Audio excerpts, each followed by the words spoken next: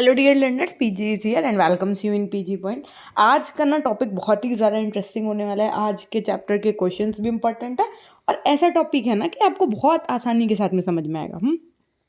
ऐसे क्वेश्चंस हैं जो आपके डे टू डे लाइफ से संबंधित हैं, जिनके लिए आपको बहुत ज़्यादा एफर्ट्स नहीं डालने पड़ेंगे। आपको चीज़ें अपने आप ही समझ में आएंगी और ऐसा लगेगा कि अरे मैम, ये तो मैं ऐसे भी लिख सकता हूँ या लिख सकती हूँ। ठीक है, लेकिन फिर भी हम इससे पहले आपको कुछ जानकारी देना चाहेंगे। वो जानकारी ये है कि अगर अभी तक आप हमारे इंस्टाग्राम आईडी से नहीं जुड़े हैं तो हमारी Instagram ID PG point official के नाम से है ना। आप हमसे वहाँ पे जुड़ सकते हैं। कोई दिक्कत है तो वहाँ पर आप हमसे साझा कर सकते हैं। ठीक है, अब बात आती है एप्लीकेशन की। तो सिर्फ पीजी पॉइंट के नाम से ही हमारा ऐप है, जहाँ पर रेफरल कोड आप पीजी पॉइंट डाल करके जुड़ सकते हैं और टेलीग्राम भी हमारा पीजी पॉइंट के नाम से आप जुड़ सकते हैं। ये थी एक छोटी सी जानकारी। ठीक है, बाकी मॉडल पेपर जिन बच्चों ने कोर्स लिया है वो लगा लीजिएगा। सारे क्वेश्चंस इंपॉर्टेंट जो दिए हैं हमने कोर्स में वो लगा लीजिएगा, है ना। वो सब चीज़ें भी बहुत इंपॉर्टेंट है एग्जाम के पॉइंट ऑफ व्यू से। बाकी फ्री क्लासेस जो मैं दे रही हूँ उससे आपका पेपर तो फंसेगा ही फंसेगा, उसमें कोई दिक्कत की बात नहीं है। लेकिन अगर आप उसको लगा सकते हैं तो ये है ना कि टॉप करने के लिए कुछ एक्स्ट्रा ऑर्डिनरी चीज़ें करनी है। तो अगर आपको कुछ एक्स्ट्रा ऑर्डिनरी करके जाओगे तभी आप टॉप कर पाओगे, है ना। और साथ में आपकी राइटिंग प्रैक्टिस भी इंपॉर्टेंट है। 2 घंटे में आपको आंसर लिखना है तो उसके लिए आपको राइटिंग प्रैक्टिस के लिए मॉडल पेपर पे प्रैक्टिस कर लेनी चाहिए, जो आपके लिए उपयोगी साबित होगी। ठीक है, तो आइए करते हैं आपके लघु उत्तरीय प्रश्न। लघु उत्तरीय प्रश्न का पहला क्वेश्चन आपकी स्क्रीन पे है कि विद्यालय के प्रकारों पर प्रकाश डालिए। विद्यालय के प्रकार की अगर हम बात करें तो विद्यालय जो है वो आपके विभिन्न प्रकार के होते हैं। ये विभिन्नता उनके स्वरूप, ढांचे, प्रशासन, विचारधाराएं, उद्देश्य, भौतिक संसाधन के आधार पर होती है। सबसे पहले आपके होते हैं केंद्रीय विद्यालय। केंद्रीय विद्यालय का मतलब हमने कहा ये अखिल भारतीय स्तर संचालित होते हैं। ये केंद्रीय माध्यमिक शिक्षा बोर्ड सीबीएसई द्वारा मान्यता प्राप्त होते हैं। ठीक, नवोदय विद्यालय की अगर मैं बात करूँ तो देखो भाई, आपने देखो नवोदय विद्यालय का बहुत बच्चों ने एंट्रेंस भी दिया होगा। ये संस्थान केंद्र सरकार द्वारा संचालित होती है, जो ग्रामीण प्रतिभाशाली विद्यार्थियों के लिए निशुल्क आवास भोजन, यहाँ पर आवास होगा ना, निशुल्क आवास भोजन एवं शिक्षा की व्यवस्था करता है।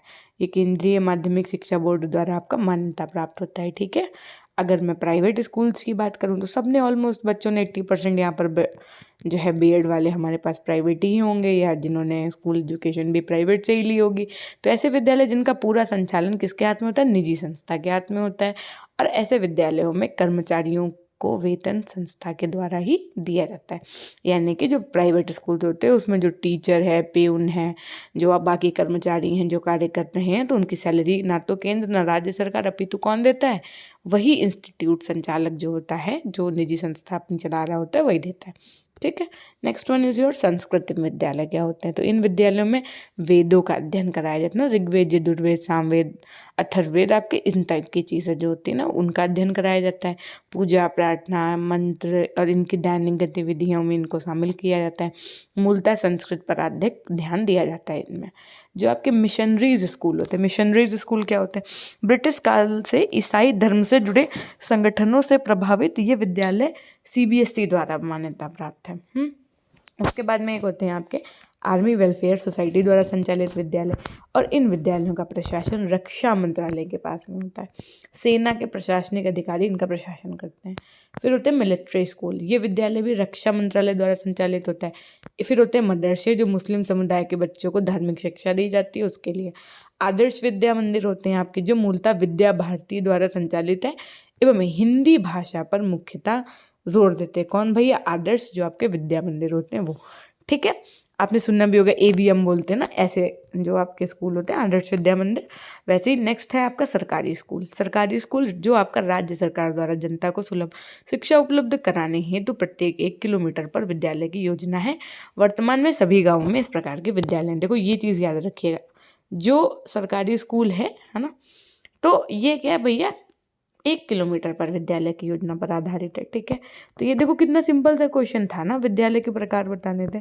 नॉर्मली आपने बता दिया भैया कि सेंट्रल लेवल के होते हैं नवोदय विद्यालय, केंद्रीय विद्यालय भी आप इसमें मेंशन, वही हो गया आपका, है ना। और उसके बाद में निजी प्राइवेट स्कूल हो गया, Sanskrit school, missionary school, army welfare, military, मदरसे, एवीएम, सरकारी स्कूल जो होते हैं आपके, ये सब आपने इसमें पढ़ लिया। नेक्स्ट क्वेश्चन है कि विद्यालय भवन निर्माण के चरण बताइए। देखो जब भी कोई एक स्कूल की बिल्डिंग तैयार हो रही होती है तो एवी तो हो नहीं जाएगी ना, तो उसमें कुछ बहुत ज़्यादा चीज़ें ऐसी होती हैं जिनका ध्यान रखा जाता है, स्पेशली तेज प्रकाश आए, हवाओं का संचालन हो, शोर वाली व्यवस्था में ना हो। तो इनके क्या स्टेप्स होते हैं ना, किस प्रकार से विद्यालय भवन का निर्माण होना चाहिए, इसके विषय में हम लोग क्रमवार तरीके से पढ़ेंगे। विद्यालय भवन निर्माण हेतु हम लोग क्रमवार चरण पढ़ेंगे। क्रमवार का मतलब होता है लाइन से। जैसे आप लोग क्या करते हो, दाल बनाने से पहले क्या करते हो भैया, उसको बाजार से लाओगे, फिर धुलोगे, पानी से भिगो के रखोगे, तब कुकर चढ़ाओगे, तब उसमें पानी गर्म करके दाल डालोगे ना। ऐसा तो नहीं है कि सबसे पहले दाल छौंक दोगे, हैं थाली में दाल धुली और छौंक दिया, फिर जो है कुकर में डाल के पकाया, ऐसा तो नहीं करते हो। तो इसी को कहते हैं क्रमवार तरीका, यानी कि जो काम आप लाइन से कर रहे हो, जैसे दाल बनाई जाती है वैसे बना रहे हो, तो उसको क्रमवार तरीके से हम विद्यालय भवन का निर्माण कैसे करेंगे ये पढ़ो। सबसे पहले तो हमको छात्र संख्या अनुसार भविष्य आकलन सहित भवन के आकार का निर्धारण करना चाहिए। हमें ये सोच के स्कूल नहीं बनाना चाहिए कि अभी तो हमारे पास 25 बच्चे हैं हर क्लास में तो हम उस हिसाब से बनाएं। नहीं, आपको ये देखना चाहिए कि भविष्य में यहाँ पर मैक्सिमम स्टूडेंट्स कितने होने की संभावनाएं हैं। अभी आपका स्कूल बढ़िया चल रहा है, 2023-24 चल रहा है, मान लो 2025-26 में पता चले आपके क्लास में सेक्शंस डिवाइड करने पड़ जाए, है ना, इतना बच्चा एडमिशन ले ले, तो उस हिसाब से आपकी बिल्डिंग का पहली बात तो निर्धारण होना चाहिए आकार का, कि कितने बाई कितने का रूम दिया जाएगा, कितने बाई कितने का प्लेग्राउंड होगा, ये सब चीज़ें, है ना। भूमि का प्रबंध करना, भाई जितना बड़ा प्रोजेक्ट लेकर के जाओगे उतनी आपके पास जगह भी तो होनी चाहिए। भूमि का चयन, उपलब्ध भूखंडों का चयन करना, भूमि के स्वामित्व का प्रबंधन यानी अभिलेखों के नाम भूमि कराना।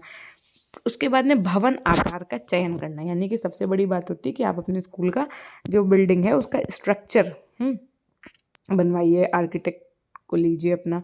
उसके बाद में क्या, भूमि में लागत का आकलन करना कि भैया हम ये बिल्डिंग तैयार करवा रहे हैं तो हमारे कितने करोड़ की इन्वेस्टमेंट है इसमें। संसाधनों की व्यवस्था, वित्त, मानव संसाधन, तकनीकी परामर्श तथा क्रियान्वयन करना।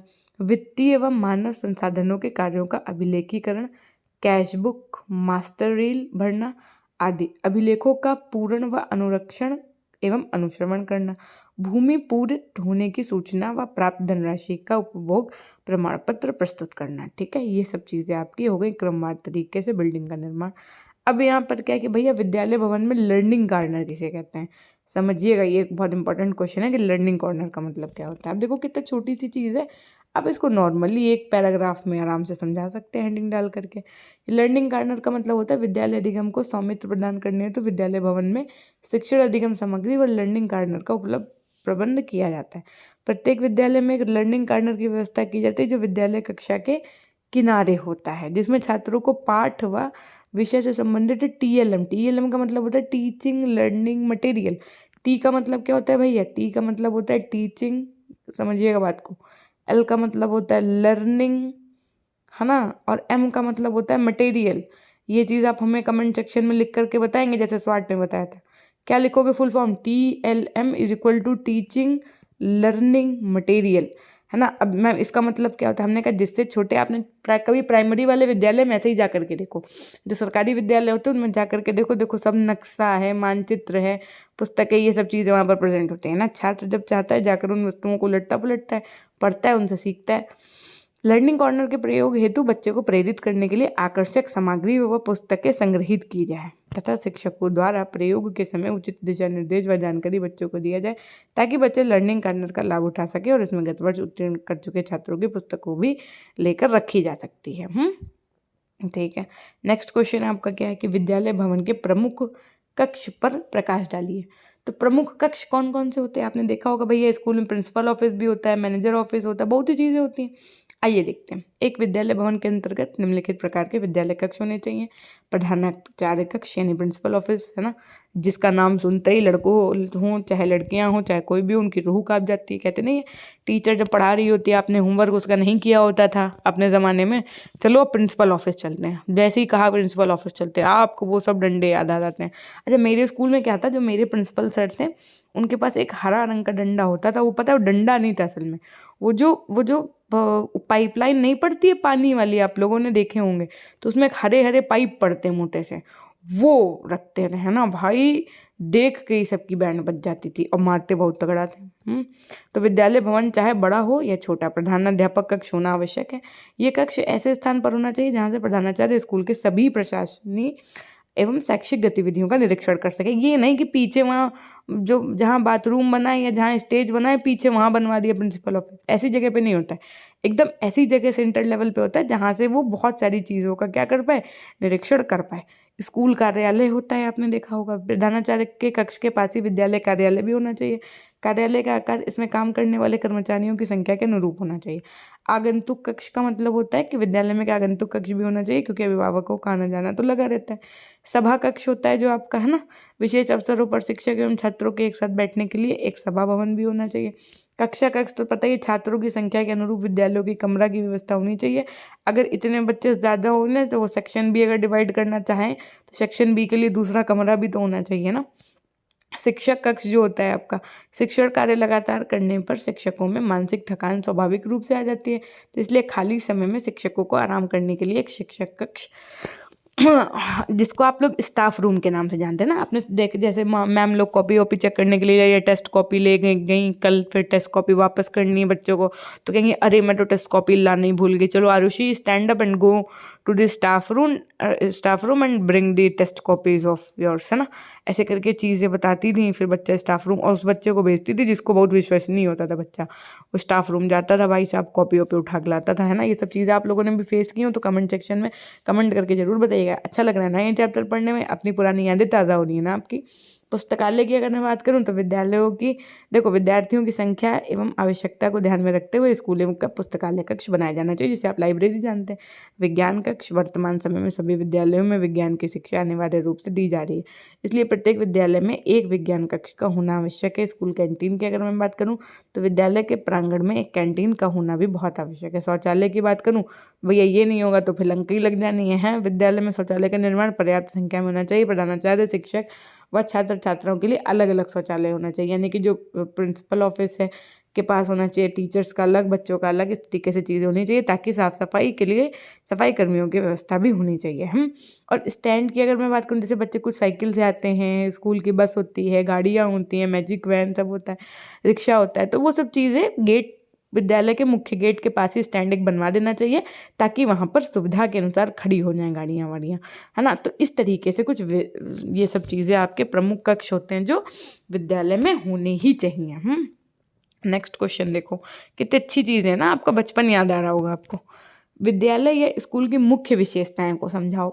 देखो, विद्यालय की मुख्य विशेषताओं की अगर हम बात करें तो सबसे पहले आपका लघु समाज के रूप में होता है, यानी कि विद्यालय समाज की आवश्यकताएं, मूल्यों और आकांक्षाओं को प्रतिबिंबित करता है। शिक्षा प्रणाली समाज की आवश्यकताओं के अनुसार परिवर्तित होती है तो विद्यालय का स्वरूप भी बदल जाता है। विशिष्ट वातावरण की अगर मैं बात करूं तो विद्यालय शिक्षा प्रक्रिया के संचालन हेतु विशेष वातावरण का सृजन करता है और ये वातावरण को सरल, शुद्ध और संतुलित बनाकर प्रस्तुत करता है। शिक्षा के साधन की अगर हम बात करें तो देखो भैया, विद्यालय शिक्षा का औपचारिक एवं सक्रिय साधन है। यहाँ देश के भविष्य का निर्माण होता है तथा विद्यार्थियों को भावी जीवन के लिए तैयार किया जाता है।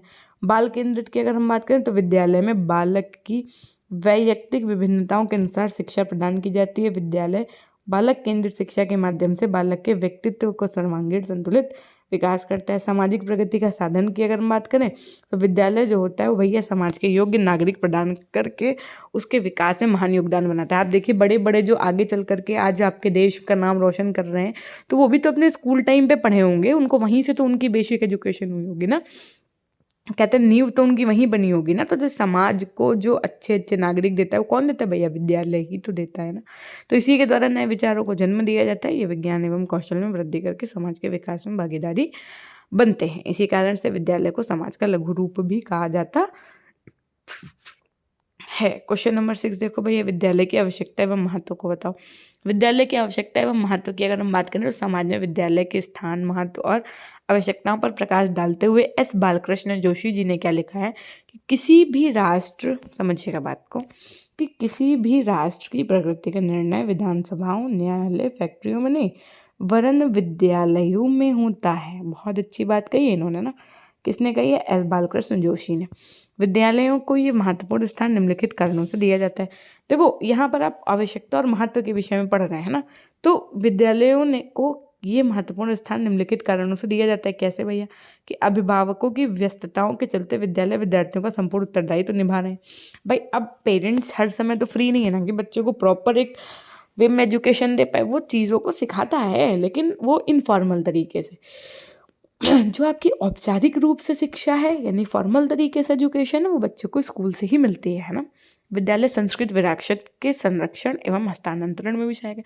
आप देखते होंगे एनुअल फंक्शन होता है, बच्चे कल्चरल प्रोग्राम्स में पार्टिसिपेट करते हैं, तो कहीं ना कहीं उससे जो आपका कल्चर है, जो आपकी संस्कृति है, जो आपके हेरिटेज है, इनका क्या हो रहा है? ट्रांसफॉर्मेशन में हो रहा है और ये कंजर्व हो रही है ना। विद्यालय परिवार और बाह्य जीवन को जोड़ने वाली क्या है भैया? कड़ी है। विद्यालय को विद्यार्थियों के बहुमुखी प्रतिभा विकास का महत्वपूर्ण साधन समझा जाता है। साथ में राज्य के आदर्शों और विचारधाराओं को फैलाने के लिए विद्यालय को अति महत्वपूर्ण साधन माना गया है। इसलिए कह सकते हैं कि एक राष्ट्र के विद्यालय उसके जीवन के अंग है, जिनका विशेष कार्य है उसकी आध्यात्मिक शक्ति को दृढ़ बनाना और उसकी ऐतिहासिक निरंतरता को बनाए रखना, उसकी भूतकाल की सफलताओं को सुरक्षित रखना और उसके भविष्य को आश्वस्त बनाना। ठीक है।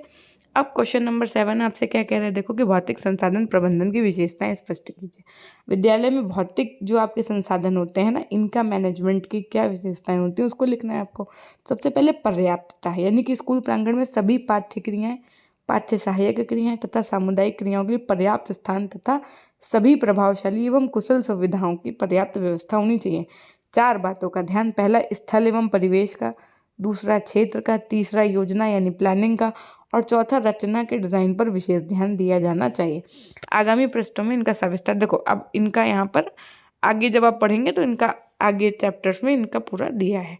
संरक्षण एवं कल्याण की अगर हम बात करें तो स्कूल प्लांट में विद्यार्थियों तथा अध्यापकों को स्वस्थ संरक्षण की क्षमता होनी चाहिए और इसका निर्माण स्वच्छता के नियमों के अनुकूल होना चाहिए। उसमें प्रकार और हवा का उचित प्रबंध होना चाहिए। स्कूल प्रांगण सुरक्षित स्थान पर मुख्य सड़कों से दूर स्थित होना चाहिए ताकि छोटे बच्चों के लिए किसी प्रकार का खतरा ना हो। ये कभी पता चले गेट खुला रह गया, स्कूल का बच्चा बाहर निकल गया, ये सब चीज़ें, इन चीज़ों का ध्यान रखना, ये सब चीज़ें आ जाती हैं। लचीलापन यानी फ्लेक्सिबिलिटी होनी चाहिए। स्कूल प्रांगण की रचना तथा उसके प्रयोग में कठोरता नहीं होनी चाहिए, इतनी कॉम्प्लेक्सिटी नहीं होनी चाहिए कि बच्चा नेक्स्ट डे स्कूल ही ना है ना, बल्कि आवश्यकताओं के अनुसार उसमें सुधार के लिए भी पर्याप्त स्थान होना चाहिए। सामंजस्य की अगर हम बात बताएं आपको, अगर मैं अपने टाइम की एक बात बताऊं तो हालांकि अब तो मेरे मैनेजर सर नहीं रहे हैं, लेकिन बहुत अच्छे इंसान हुआ करते थे, कभी उनके विषय में हम जिक्र करेंगे। मेरे मैनेजर सर थे, है ना, 2 छोटे छोटे बच्चे थे जिनका नया एकदम एडमिशन हुआ था, है ना, एकदम भाई बहन से थे, छोटे छोटे से थे, है ना। मैनेजर सर ऐसे जा रहे थे, यहाँ पर आइसक्रीम का ठेला लगाया था, तो क्या कह रहे हैं, दोनों बच्चे कह रहे हैं मतलब पीरियड में से वाटर गए होंगे पीने, है ना, तो आए कहने लगे ए सर को क्या कहना है, क्योंकि उन्हें पता तो नहीं है ना कि वो मैनेजर सर ने ऐसे करते हैं। अच्छा, हम लोग उधर से निकल रहे थे इधर ही से, तो कहते ए हमको आइसक्रीम खिला दो ना, मतलब सर को नहीं कहना, बहुत प्यार से कहा था कि प्लीज़ हमको आइसक्रीम दिला दो ना चल के। तो फिर सर ने क्या किया, इन दोनों बच्चों को प्रॉपर आइसक्रीम दिलाई, बच्चों दोनों ने खाया, है ना। तो क्या है कि वैसा वातावरण देना चाहिए बच्चों को, ना कि वहाँ पे वो तो मैनेजर थे, उनको अपना ईगो सेटिस्फाई करना होता तो करे hey you go to your class, है ना, ऐसे करके डांट देते बच्चों को। फिर वो नेक्स्ट डे स्कूल आता भी, या मान लो मार डांट के भेजा जाता, तो अगर सर के सामने कभी आता तो बच्चा डर जाता, है ना। तो ये चीज़ें नहीं होनी चाहिए, फ्लेक्सिबिलिटी होनी चाहिए। सामंजस्य की अगर मैं बात करूँ तो स्कूल प्रांगण के विभिन्न भागों में अंतर व्यवहारिक सामंजस्य होना चाहिए। सभी विभाग अलग अलग काम करते हुए भी एक दूसरे से संबंधित होने चाहिए। वे इस प्रकार स्थित होने चाहिए कि एक दूसरे के काम में बाधक ना हो। प्रत्येक विभाग अपने विशिष्ट उद्देश्य के लिए सुनियोजित होना चाहिए। जिन विभागों में प्राकृतिक रूप से शोर रहना है उन्हें अन्य विभाग से दूर स्थित किया जाना चाहिए। जैसा कार्यशाला और रसायन विज्ञान की प्रयोगशाला कक्षाओं से दूर स्थित होना चाहिए। स्टाफ कक्ष प्रिंसिपल के कमरे के निकट होना चाहिए। ठीक है, जो आपका स्टाफ रूम होता है वो कहाँ होना चाहिए, जो आपका प्रिंसिपल रूम होता है उसके पास होना चाहिए। कार्य कुशलता एवं एकता की अगर हम बात करें तो स्कूल प्रांगण इस प्रकार से आयोजित किया जाना चाहिए कि उसमें कार्य कुशलता एवं एकता हो और उससे विद्यार्थियों को अधिकतम लाभ प्राप्त हो। इससे विद्यार्थी, अध्यापकों तथा मुख्य अध्यापकों का समय तथा शक्ति का अपव्यय न हो। सुंदरता की अगर मैं बात करूँ तो स्कूल प्रांगण की कलात्मक एवं सौंदर्यात्मक रचना होनी चाहिए। स्कूल में स्वच्छता स्कूल की सुंदरता का प्रतीक होती है। यदि प्रांगण सुंदर होगा तो विद्यार्थी और अध्यापक अपने कार्य के प्रति आकर्षक अनुभव करेंगे, है ना। नेक्स्ट क्वेश्चन है कि भैया विद्यालय भवन निर्माण के सिद्धांत का उल्लेख करो, है ना। तो अभी हमने आपको ऊपर करवाया है कि भैया सब पूरे विद्यालय भवन की एक योजना एक बार में ही पहले ही बना लेनी चाहिए, है ना। भवन योजना के अनुरूप ही आर्थिक साधनों की पर्याप्त व्यवस्था कर लेनी चाहिए। यदि पर्याप्त आर्थिक साधन उपलब्ध ना हो तो भवन निर्माण का कार्य टुकड़ों में करो। पता चले पहले आप प्राइमरी वालों की बिल्डिंग बनवा दो, फिर जूनियर वालों की बनवाओ, फिर सीनियर सेकेंडरी वालों को बनवाओ, इस तरीके से कार्य करो। भवन में सबसे इंपॉर्टेंट होता है प्रकाश, वायु की स्वच्छता, है ना, कि पर्याप्त व्यवस्था की जाए। विद्यालय भवन विद्यालय की आवश्यकता के अनुरूप होना चाहिए। प्राथमिक और माध्यमिक विद्यालयों की भवन संबंधी आवश्यकताएं अलग अलग होनी चाहिए। भवन में भावी विस्तार की पर्याप्त संभावनाएं होनी चाहिए। आवश्यकता पड़ने पर विद्यालय की डिजाइन भी बदली जा सके, जैसे I type, E type, O type, H type, इस प्रकार से बदलना पड़ सकता है ना। इस प्रकार के परिवर्तन की पहले से ही व्यवस्था कर लेना उत्तम होता है। नेक्स्ट क्वेश्चन है विद्यालय छात्रावास पर संक्षिप्त टिप्पणी लिखी। ये इंपॉर्टेंट क्वेश्चन है आपका विद्यालय में जो आपके हॉस्टल फैसिलिटी होती है ना उसके विषय में। छात्रावास वास्तविक अर्थ में एक उत्तम घर का स्थान ग्रहण करता है। ये सामान्य घरों से उत्तम परिस्थितियां एवं सुविधाएं प्रदान करके बहुत महत्वपूर्ण कार्य कर सकता है। अतः छात्रावास की स्थापना शुद्ध, शांत तथा शिक्षा उपयोगी वातावरण में तथा विद्यालय के समीप की जानी चाहिए। छात्रावास मुख्य सड़क तथा कोलाहल से दूर, स्वच्छ, स्वास्थ्यप्रद एवं खुले स्थान पर स्थापित होना चाहिए। बालकों को खेलने कूदने का मैदान इसके पास हो तो बहुत सुविधा रहती है। ये कहना अनुपयुक्त नहीं होगा कि एक उत्तम छात्रावास शिक्षा में बड़ी ही महत्वपूर्ण भाग लेता है। छात्रावास में बालकों के शारीरिक, मानसिक, नैतिक आदि सभी पक्षों के विकास के लिए ये सुविधाएं प्राप्त होती हैं जो सामान्यतः घरों में नहीं पाई जाती हैं। छात्रों के शारीरिक पक्ष के विकास के लिए पौष्टिक भोजन, स्वच्छ जल, शारीरिक व्यायाम, खेलकूद की उपयुक्त व्यवस्था रहती है। मानसिक विकास के लिए पुस्तकालय है, वाचनालय है तथा अध्ययन करने के लिए उचित प्रकार की व्यवस्था की जाती है। बालकों के नैतिक विकास के लिए उनमें नियमित रूप से जीवन व्यतीत करने की उपयुक्त आदतें, इन सब का विकास के लिए अवसर दिए जाते हैं। छात्रावास में आत्मनिर्भरता एवं आत्मविश्वास जैसे गुणों का भी विकास होता है और बालक अनुशासन युक्त एवं संयमित जीवन व्यतीत करना सरलता से सीख जाते हैं। रूसो ने छात्रावास के जीवन की उपयोगिता के संबंध में लिखा है कि खेल के मैदान में तथा छात्रावास में बालक एक दूसरे से जो पाठ सीखते हैं वे विद्यालय में सीखे हुए पाठों से 100 गुना अधिक उपयोगी होता है। बात किसने कही थी? रूसो ने कही थी। और अगर आपने हॉस्टल वाली ज़िंदगी जी होगी तो आपको पता होगा ये 110% सही बात है ना। उसके बाद में नेक्स्ट क्वेश्चन है कि विद्यालय भवन की विशेषताएं स्पष्ट करो। तो अभी हम ऊपर करवा ही के आए हैं कि पर्याप्त स्थान होना चाहिए, है ना, और फ्लेक्सिबल होना चाहिए, आर्थिक चीज़ें ठीक होनी चाहिए, सुविधायुक्त शांत वातावरण होना चाहिए। इसमें कुछ इतना नया नहीं था। ठीक, यहाँ से आपका चैप्टर नंबर 7 भी कंप्लीट हो गया। अब आपका 8, 9, 10, 11, 12 और 30 यानी कि 6 चैप्टर अगर हम 2 दिन का टारगेट लेके चलें तो लगभग आपके 12 दिन, और आज तारीख लगभग 11 से 12 होगी ही। तो लगभग वही मान के चलो आप 25 फरवरी तक हम ये कंप्लीट करवा पाएंगे अगर हम रोज़ क्लासेस ले पाएँ तो। अन्यथा की स्थिति में हो सकता है फिर कि ना भी करवा पाएँ, है ना। तो देखो भाई जैसे चीज़ें चल रही हैं अगर ऐसी चलती रहीं तो आपका कोर्स भी कंप्लीट हो जाएगा। और बाकी देखो बुक से जब हम पढ़ा ही चुके हैं तो कोई चिंता की बात है ही नहीं। मतलब मुझे ऐसा कोई आप लोगों को लेकर के बिल्कुल टेंशन नहीं है, क्योंकि हमने आप लोगों को बुक पढ़ा दी और बुक से बाहर तो पेपर बनाएंगे नहीं, है ना। बुक से बाहर तो आपका पेपर बनेगा नहीं, सो सिंपल सी बात। और बाकी मॉडल पेपर लगा लीजिएगा अगर आपके पास कोर्स है, और खुद से लिख करके 2 घंटे में, चाहे देख देख के आंसर लिखो लेकिन लिखो खुद से। लिखोगे नहीं तो मज़ा नहीं आएगी। मतलब 2 घंटे में आप पूरा डिवाइड करके लिखो मॉडल पेपर को, है ना। लिख करके हमें भेजो इंस्टाग्राम पे पीडीएफ बना के, पेज की फ़ोटो खींच के, ताकि मैं भी तो देखूं कैसे आंसर लिख रहे हैं आप, है ना। देख के ही लिखो भले लेकिन लिखो। और उसके बाद में हम आपसे बार बार इस चीज़ के लिए प्रेशराइज इसीलिए कर रहे हैं कि ताकि आप अच्छे नंबरों से पास हो तो ना सिर्फ आपका अपितु हमारा, आपके मम्मा पापा जिनका इतना रुपया लग रहा है पढ़ाने में, उन सबका नाम रोशन कर पाओ। अगर आप हमारे इंस्टाग्राम से नहीं जुड़े हैं तो PG Point Official के नाम से हमारी इंस्टाग्राम ID है, हमसे वहाँ जुड़ जाइए। कोई डाउट हुआ करे तो कमेंट सेक्शन में कमेंट किया कीजिए। लाइव चैट में आंसर इसलिए नहीं करते हैं कि ताकि क्या हो कि जो भी आपके पुराने बच्चे देखें क्लासेस को तो उनको डिस्टर्बेंस ना हो। साथ में PG Point के नाम से हमारा टेलीग्राम चैनल, हमारा एप्लीकेशन है, आप उसे इंस्टॉल कर सकते हैं। हमारे टेलीग्राम चैनल PG Point से भी जुड़ सकते हैं। ठीक है, तो ये थी एक छोटी सी जानकारी। मिलते हैं हम आपसे नेक्स्ट क्लास के माध्यम से। तब तक के लिए अपना ध्यान रखिएगा, हमेशा खुश रहिए, मुस्कुराते रहिए, कभी अपने लिए तो कभी अपनों के लिए। Till then take care, bye bye, love you all, love you my dear class.